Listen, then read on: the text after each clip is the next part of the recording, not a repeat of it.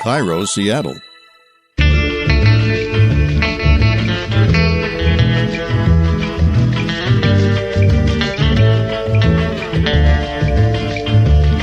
Hello, and welcome to Your Last Meal's first bonus episode. It may be the last bonus episode. Who has time to produce a bonus episode? Just kidding.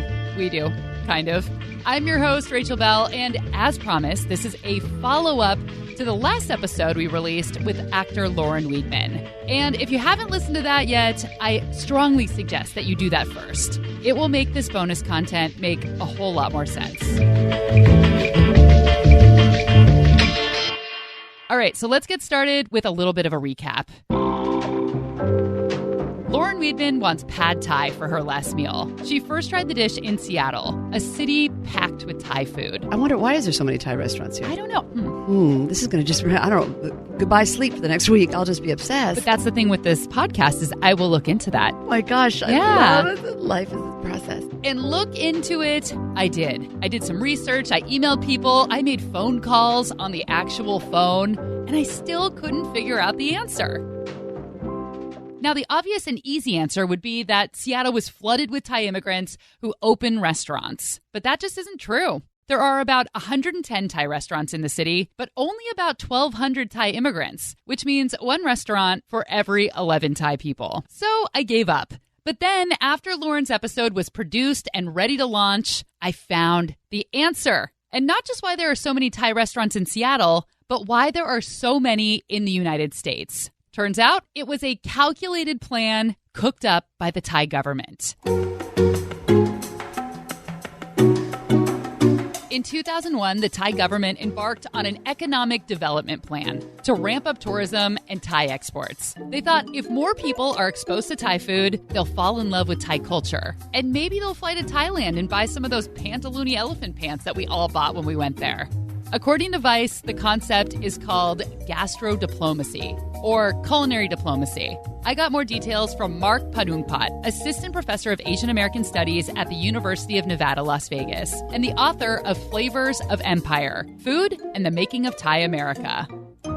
It was called Thai Kitchen to the World. That was the original name. And the idea was really to train Thai people to become chefs and then to kind of export them to different parts of the world so that they can open up restaurants and introduce people around the world to Thai food. So they saw that it was becoming wildly popular and took this as an opportunity to capitalize and spur more tourism to Thailand. And so that was the original plan. The goal was to open 3,000 new Thai restaurants around the world.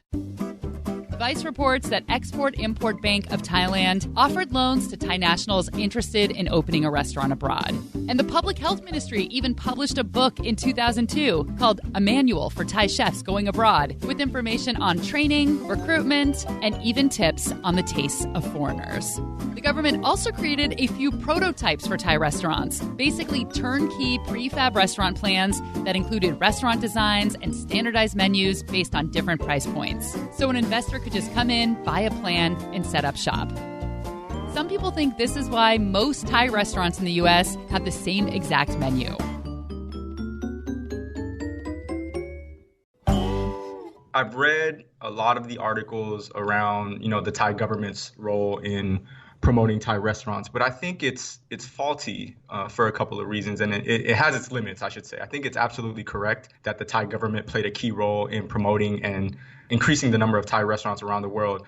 But there's two issues that I sort of have with that. And one is the story actually begins, much earlier in the late 1960s and the 1970s. So you have in LA by the 1970s and the early 80s, you have over 50 Thai restaurants in West LA. And that has nothing to do with the Thai government. This is 30 years before, where Thai immigrants are opening up Thai restaurants. And so I think it's important for me to say that, because when you make it about the Thai government pushing these restaurants, it's sort of like Thai people aren't robots, right? They're they're immigrants, and they've struggled, and they've learned to become really savvy about the American palate. And I think that deserves kind of recognition for their work to open up these Thai restaurants long before the government got involved. And in fact, that's why the government got involved, because Thai immigrants in the United States in the 70s and 80s were the ones that popularized the cuisine so much that the Thai government was like, hey, there's this growing popularity. We can benefit from this, given that it's taken off so much in the United States. I haven't had any success yet finding a restaurant in our area that has gone through the government program. And I was wondering if you knew anybody or knew of anybody who had actually gone through any of those government programs. I'm really glad that you brought that up because I don't. This effort since 2001, it's been this really big idea, but no one really knows about the execution. And I haven't really heard anything about the execution either. I remember seeing a while ago a list of some restaurants that were opened via the Thai government's program, but I haven't met anybody and I haven't really heard any stories of specific places. So, yeah, I mean, not to say that there isn't, but again, that raises questions for me about whether or not it was really the Thai government that led to this boom in Thai restaurants. But this wasn't the first time that the Thai government has gotten involved in Thai food. It actually invented pad Thai. This iconic Thai dish, the most popular Thai dish, it's a fairly new invention. And so it's not this like timeless, traditional, authentic, going back hundreds of years. It was actually created in the 1930s in Thailand by Pibun Songkram, who was the prime minister at the time. And the dish was created because Thailand was focused on nation building, and they really were trying to implement all of these cultural aspects to Thailand to try to make Thai people more Thai, whatever that meant, dress, style, and even the food. And so he created this dish using Chinese noodles and called it pad Thai as a way to like galvanize nationalism in Thailand in the 1930s. And so that's the origins of the dish. And I think it's just become, synonymous with Thailand in Thailand from that moment on. The government invents pad Thai. It becomes the national dish of Thailand, and arguably the most popular Thai dish in the United States. And according to multiple articles that I read, the government's plan to open a bunch of Thai restaurants around the world also worked. The number of Thai restaurants around the world has tripled since 2001 and more than doubled in the United States. But it's hard to say how much of that came from the government's program and how much of it came from the ingenuity of Thai immigrants. Whether it was the government or just, immigrants coming to LA, it worked. I feel like everybody started going to Thailand and everybody was eating Thai food, and it really did become the cool thing to do and the cool thing to eat in this country. Yeah, I argue in the book that I think in some ways it really, and I'll stand by this, I think in some ways it helped make LA a kind of global food city.